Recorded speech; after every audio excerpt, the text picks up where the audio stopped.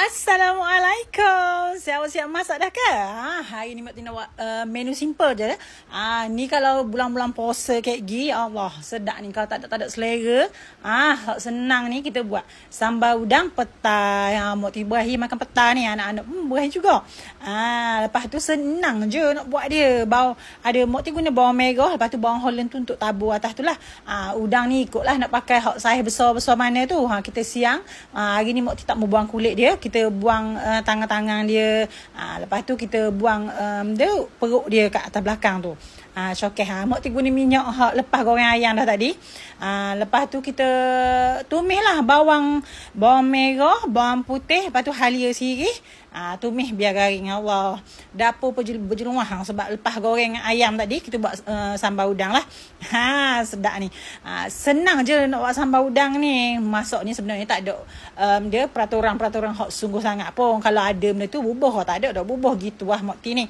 Pas garing dah sikit bawang tu kita bubuh lah cili buh lada lumak tu. Tunggu sampai dia masak dah sikit tu Mak Tina bubuh nisang, bubuh belacang. Kalau orang Terengganu ni masak nisang tak tinggal. Tapi kalau saya awak bukan orang Terengganu pun boleh try. Sedap sebenarnya masak bubuh nisang ni. Bubuh asam keping. Kalau tak bubuh asam keping boleh bubuh air asam jawa. Lepas tu kita bubuh lah bahan-bahan perasa tu. Garang, ajinomoto sikit, gula bersikit je sebab kita bubuh nisang dah tadi kan. Sebab bila kita bubuh gula tu, Allah, ia naik comel lalu sambal tu. Naik berseri yang kata.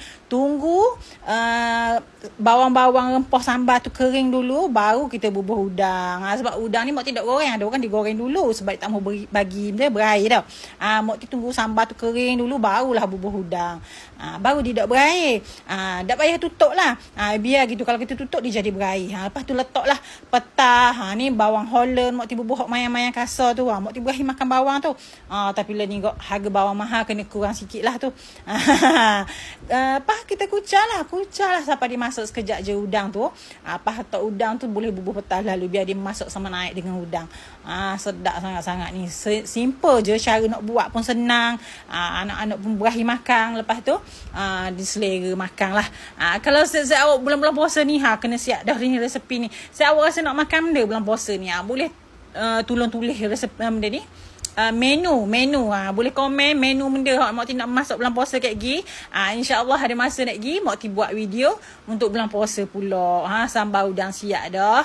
Nak makan nasi. Kalau ada sekara ni pun beres dah. Sekali-sekala makan nasi tak ada kuah, sedap juga. Kita makan kering-kering gitu. Siap beres sekejap aja. Senang, mudah, sedap. Selamat mencuba.